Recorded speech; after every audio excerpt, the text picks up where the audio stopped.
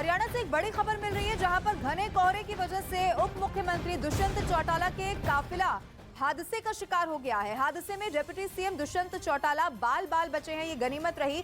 जानकारी की माने तो हिसार से सिरसा जाते वक्त रास्ते में घना कोहरा था और इसी के वजह से काफिले की गाड़ियां आपस में ही टकरा गई, जिसमें 2 पुलिस के जवान जख्मी हुए हैं। लगातार देखिए, दिल्ली, एनसीआर, हरियाणा समेत तमाम ऐसे जगह हैं जो घने कोहरे की चादर से लिपटे हुए हैं और इसी बीच हरियाणा के उप मुख्यमंत्री का काफिला गुजर रहा था और उसके बाद देखिए कैसे ये गाड़ियां आपस में ही टकरा गई। लेकिन इस पूरे हादसे में गनीमत रही कि उप मुख्यमंत्री बच गए।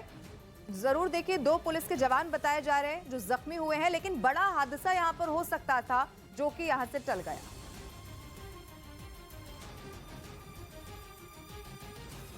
इस वक्त की बड़ी खबर आपको बता रहे हैं, हिसार से सिरसा जाते समय ये हादसा हुआ। जो तस्वीर आप देख रहे हैं वो उस गाड़ी की तस्वीर है जो इस घने कोहरे में टकराई। बहुत साफ तरीके से तस्वीर को भी नहीं देखा जा सकता और इस तस्वीर को देखकर अंदाजा लगाया जा सकता है कि कितना ज्यादा कोहरा उस वक्त रहा होगा जब ये एक्सीडेंट, ये हादसा हुआ। घना कोहरा इसका कारण रहा। उप मुख्यमंत्री इस हादसे में बाल बाल बच गए। बहुत बड़ा हादसा जरूर हो सकता था क्योंकि बताया जा रहा है कई सारी गाड़ियां आपस में टकरा गई और काफिले की ही वो गाड़ियां थी, लेकिन किसी को बहुत ज्यादा नुकसान नहीं हुआ।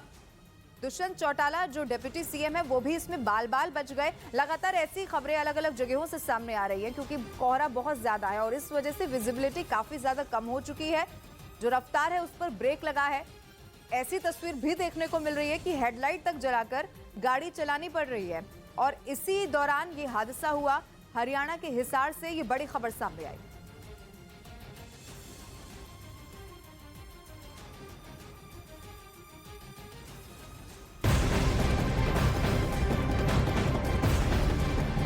और अब बड़ी खबर उत्तर प्रदेश के मैनपुरी से मिल रही है, वो आपको बता दूं, जहां पर कोहरे की ही वजह से सड़क हादसा हो गया।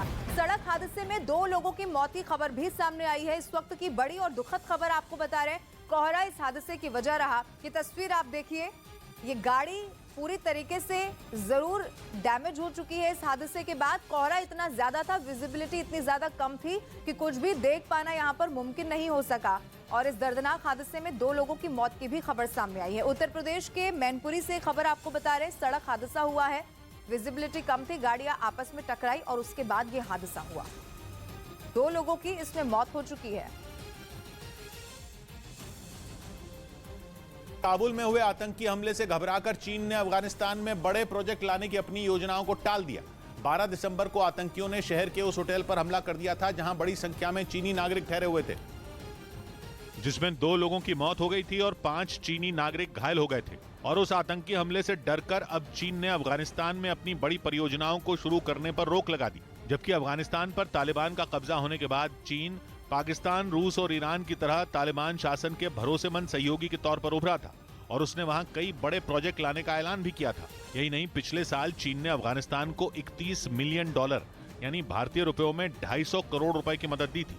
लेकिन काबुल में हुए हमले से चीन का अफगानिस्तान से ही भरोसा उठ गया है और उसने वहां अपने बड़े प्रोजेक्ट को शुरू करने के प्लान को टाल दिया। इससे पहले 14 दिसंबर को चीन ने अपने नागरिकों को ट्रैवल एडवाइजरी जारी कर फौरन अफगानिस्तान छोड़ने की सलाह दी थी, क्योंकि चीन को यह लग रहा है कि वहां उसके नागरिकों को निशाना बनाया जा रहा है और आगे भी उन पर वहां हमले हो सकते हैं।